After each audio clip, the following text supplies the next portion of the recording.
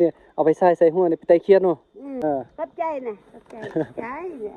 เลยไข่มันส้มเนาะ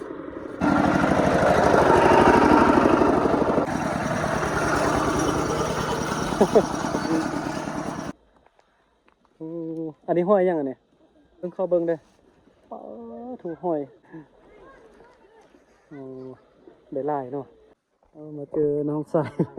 น้องใส่แล้วทักทายเนาะแล้วว่าอยากติดตามแนะนำสาวลาวอเมริกาให้โลกลือซาว่าอายหักน้องอีหลีเดี๋ยวเบาลังจะลงมาด้านลุ่มนี่เนาะเดี๋ยวจะลงไปเบิ่งกลางบ้านเดี๋ยวมี FC คนหนึ่งเนาะที่เราคอมเมนต์ว่าอยากให้เบาลังมาถ่ายคลิปบ้านใส่สนะนะบุคคลว่าตอนนี้เรายังติดตามอยู่หรือเปล่าเนาะ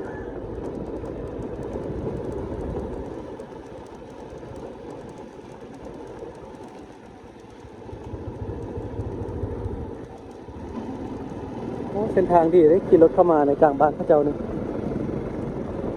2 ปีก่อนมาทางยังบ่ดีเนาะเดี๋ยวนี้มาในเมี่ยงก็เปลี่ยนไปเนาะทางก็ดีเริ่มเจริญเริ่มดีขึ้นหมดแล้ว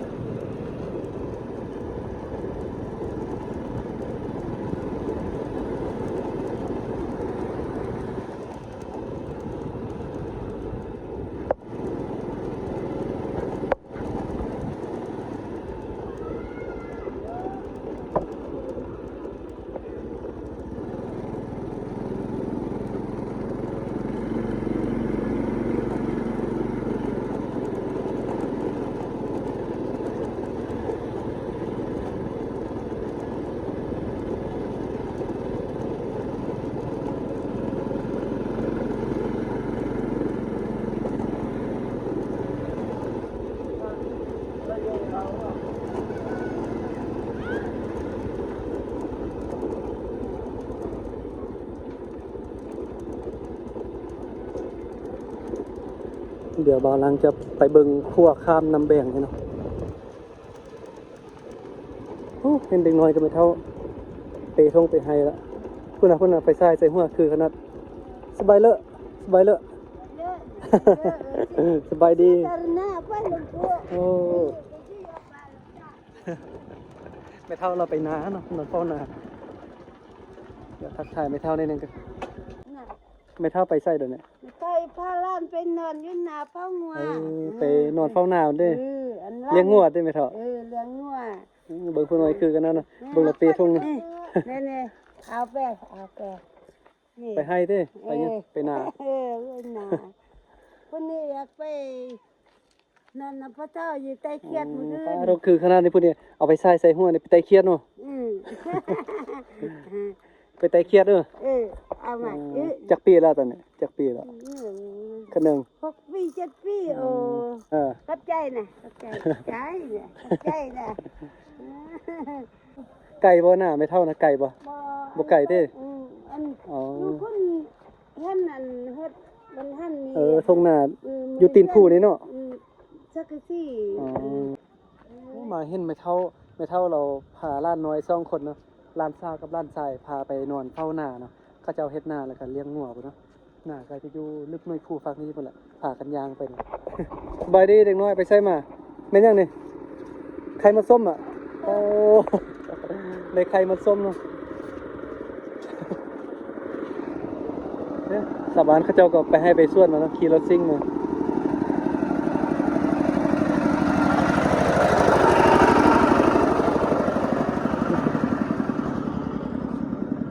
พอดีเป็นบรรยากาศตอนแรกนี่ตอนนี้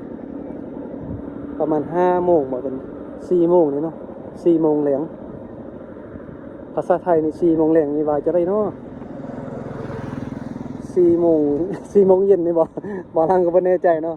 4 โมงเย็น5 โมงเย็นตอนนี้ก็เป็นเวลา4 โมงเย็นหรือว่า5 โมงเย็นนี่แหละบรรยากาศตอนแรกเนาะชาวบ้านเขาเจ้าก็กำลังลุกมาแต่ให้แต่ส่วนมาเนาะขี่รถซิ่งขี่รถแตกๆนี่กลับมานะ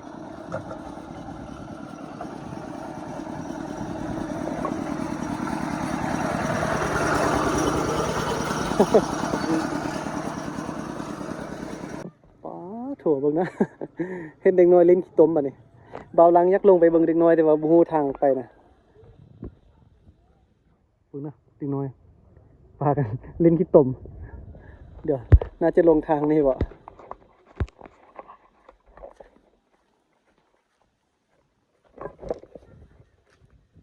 โอ้น่าจะลงแบบนี้ไปเบิ่งเด็กน้อยครับเด็กน้อยพากันเล่นขี้ตมเป็นตะมวนขนาดเบาลังเห็นเลยก็คิดฮอดตอนอย่างน้อยเนาะเพราะว่าตอนอย่างน้อยนี่เบาลังคิดดีขนาดเลยตอนอย่างน้อยเบาลังมักลงลิ้นขี้ตมนะแบบเดียวกันเลยอยากเห็นผู้ใดอยากเห็นสภาพเบาลังกับเบิ่งแบบนี้เนาะตอนอย่างน้อยเป็นแบบเดียวนี่แหละ อ๋อเด็กน้อยเนาะเบิ่งเดี๋ยวไปเบิ่งเด็กน้อยเนาะเขาเจ้าว่ามาเอาปลาเอาเปลาเอาห้อยว่าซั่นนะไปเบิ่งว่าสิได้หลายเลยบ่โอ้อันนี้ห้อยยังอันนี้ ค่อยกว่า ไม่ก็ มีปลาน้อยพร้อมนะเบิ่งสภาพอ๋อโทแล่นปานนี้น่ะพุ่นพากันไปเอาห้อยเบิ่งเข้าเบิ่งเด้ออ๋อถูกห้อยโอ้ได้หลายเนาะเอาไปขายที่ไปยังนี่เอาไปกินเด้อติอ๋อ เห็นเด็กน้อยเบิ่งสภาพแต่ละคนนี่ขี้ตม เต็มหมดเลยเนาะพอเด็กน้อยขี้ดื้อขนาดเบิ่งเนาะเด็กน้อยพากันไปเก็บห้อยเบิ่งเพื่อนใดห้อยมาเกือบเต็มคุเนาะได้บักหลายๆนี่เป็นภาพบรรยากาศอยู่บ้านไสสนะเนาะบรรยากาศตอนแลงอยู่บ้านไสสนะอยู่เมืองปักแดงแขวงลำไส้เนาะโอ้ได้หลายบ่ขอเบิ่งได้เนาะบัดนี้น่ะเบิ่งได้หลายเนาะ อ๋อถูกเฮ็ดแล้วเด็กน้อยนี่พากันต้นขั้วเนาะ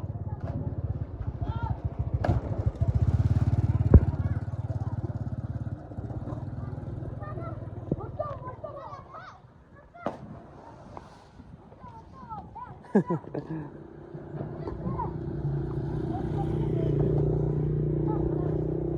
อามาเจอน้องสาย น้องสายแล้วทักทายเนาะเราว่าอยากติดตามแนะนำซองให้ เบาลัง นั่นแหละเบาลัง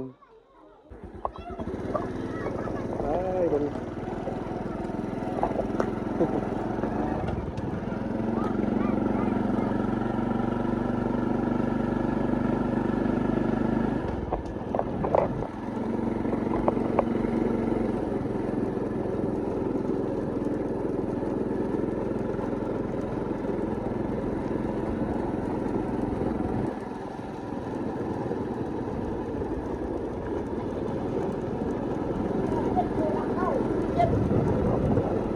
เบาลังกำลังกลับเนาะตอนนี้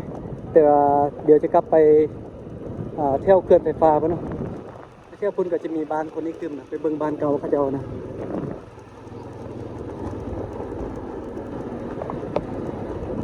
โย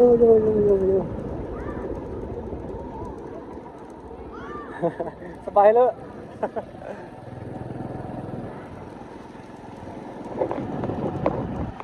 มาลินบ้านไซสนะก็มีคนมาทักทายดีเนาะ